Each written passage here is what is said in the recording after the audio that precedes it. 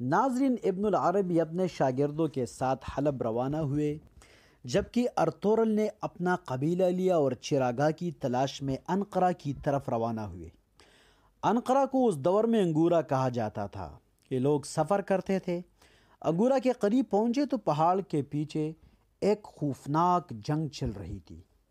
یہ لوگ پہاڑ پر چڑھ کر جنگ دیکھنے لگے۔ جنگ میں ایک فریق بری طرح مار کھا رہا تھا۔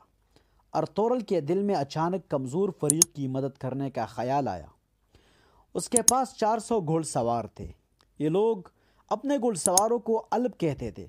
اس نے اپنے تمام علب کو اشارہ کیا۔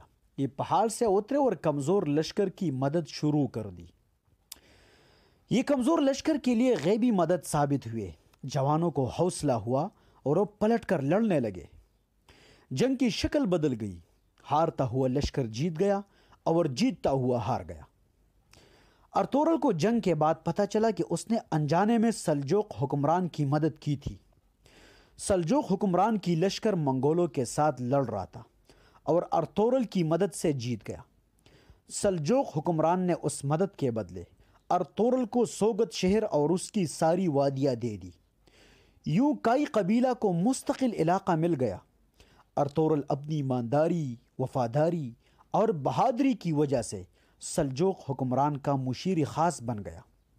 سلجوقی حکومت نے اسے خوب نوازا اور آخر کار ان کا انتقال اسی سوگت شہر ہی میں ہوا۔ ان کا مزار بھی وہی ہے۔ ناظرین، ارطغرل کے بعد ان کا بیٹا عثمان خان کو ان کی تلوار مل گئی۔ وہ بھی سلجوقوں سے جڑا رہا۔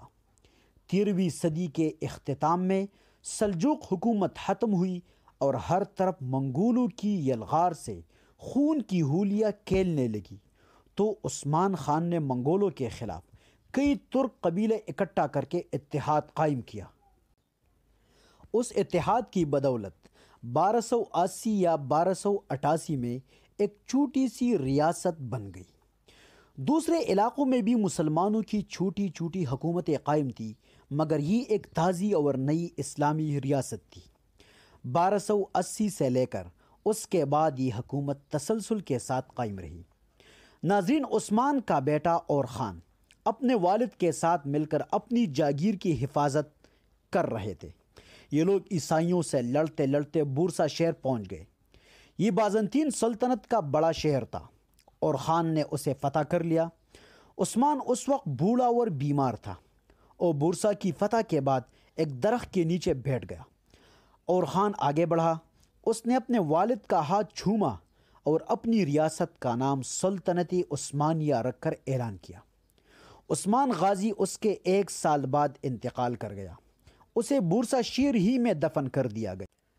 تو ناظرین، یہ تھی قائی قبیلہ کی خیمہ گاہوں سے سلطنت تک کی کہانی۔ دوستو، اگر سلطنت عثمانیہ کو شکل دینے والے عثمان خان اور خان تھے تو اس سلطنت کو بنیاد دینے والے ارطغرل غازی ہی تھے۔ اگر وہ سلجوق لشکر کی مدد نہ کرتا اور اپنا قبیلہ لے کر آگے نکل جاتا تو آج تاریخ میں کسی جگہ اس کا نام ہوتا، نہیں سلطنت عثمانیہ کا نام ہوتا۔ اب قدرت کا کمال دیکھے، ایک چھوٹے سے اتفاق نے کس طرح دنیا کی سب سے بڑی اور 600 سال تک برقرار رہنے والی حکومت کی بنیاد رکھ دی۔